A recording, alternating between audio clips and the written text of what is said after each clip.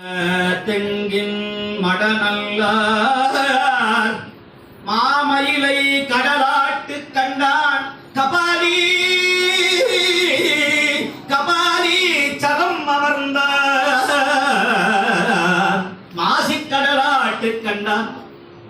மாசி மாதம் கடல்ல போய் சுவாமி நீராடினா கபாலி. இன்னைக்கு அந்த வழக்கம்லாம் இல்லை. ஆனால் கடலூர் மாவட்டங்கள்ல பாண்டிச்சேரிகள்ல சுவாமி கடலுக்கு எழுந்தருளி தீர்த்தவாரி பண்ற ஒரு வழக்கம் இன்னமும் நம்முடைய காரைக்காலில் இருக்கக்கூடிய திருவேட்டக்குடி அப்படிங்கிற ஊர்ல சுவாமி கடற்கரைக்கு போய் தீர்த்தம் ஆடக்கூடிய வழக்கம் உண்டு. இன்னமும் காரைக்காலில் பல பகுதிகளில் நாகப்பட்டினத்தில் தீர்த்தவாரி ஆடக்கூடிய ஒரு புண்ணியம் உண்டு. அதனால இன்னைக்கு நாகப்பட்டினத்திலிருந்து சிக்கலை தீர்ப்பதற்காகவே சிக்கல் சிங்காரவேலனுடைய அருளை பெற்றிருக்கிற நம்முடைய அவர் பேர வடிவேலேந்தி வந்து விட்டார். நம்முடைய வடிவேல் ஐயா அவர்கள் அடியார் திருக்கூட்டத்தோடு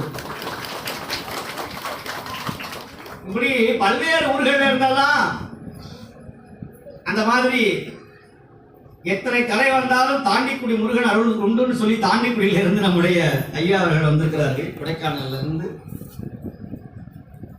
நிறைய அடியார்கள் பெங்களூர்ல இருந்து சென்னையில இருந்து பல்வேறு ஊர்கள் இருந்தெல்லாம் நல்ல மெய்யடியார்கள் உண்மையான அடியார்கள் நம்முடைய அம்பலவான பெருமானை தரிசனம் செய்வதற்காக ஓடோடி வந்திருக்கிறார்கள் சொன்னா உங்களுக்கெல்லாம் நாங்கள் என்ன நன்றி கடன் செய்வது என்று தெரியல.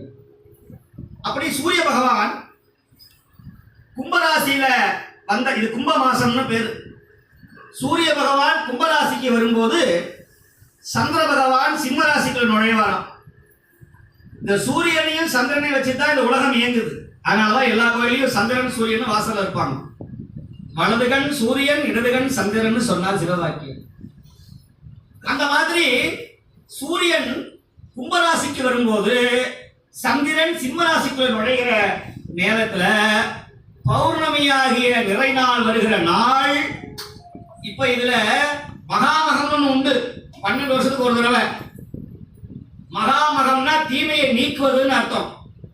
இப்ப அந்த சந்திரன் கும்பத்துல போய் சந்திரன் சிம்மத்துல போய் சூரியன் கும்பராசியில வருகிற பொழுது குரு பகவான் குரு ஓரையில வந்து நின்றாருன்னா அன்னைக்கு மகாமகம் அப்படின்னு பேரு.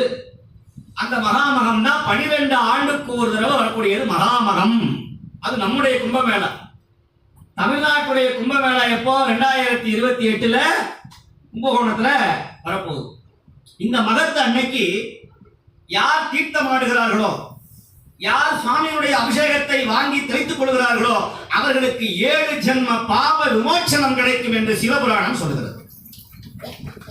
எல்லா தீர்த்தத்தை விட பெரிய தீர்த்தம் எது? சுவாமியினுடைய திருமையில பட்டிருக்கிற அந்த மந்திர கங்கா தீர்த்தம். நான் அடிக்கடி சொல்றது உண்டு, நம்ம சுவாமிக்கு என்ன ஒரு சிறப்புன்னா எங்க இருந்தாவது ஒரு குடம் நிறைய கங்கா ஜலம் வந்துடும். ஒவ்வொரு அபிஷேகத்துக்கும் கங்கை யமுனை மானசரோவர் கைலாயம் எந்த கங்கா ஜலம் சுவாமிக்கு நம்முடைய அம்பலவான பெருமானுக்கு நேற்று ரொம்ப எனக்கு வருத்தம் உண்டு. சில அசூஷங்கள்லாம் இருந்ததுன்னா அது புண்ணியாக வாசனை பண்றதுன்னு உண்டு.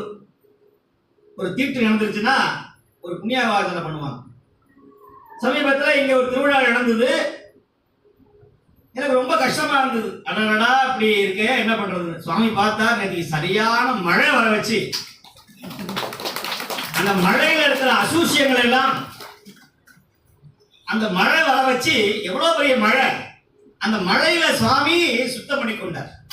இந்த சாமிக்கு மழை வர்றது ரொம்ப சிறப்பு. எப்போதான் மழை வந்துடும். இப்போ ஒரு அன்னைக்கு மழை வந்தது, மண்டல பூஜை அன்னைக்கு மழை வந்தது, முதல் வருஷம் நிவர்த்தி பண்ணும்போது மழை வந்தது. அப்படி மழை வந்து அந்த தேவையில்லாத அந்த துஷ்டங்களை எல்லாம் அசூசியங்களை எல்லாம்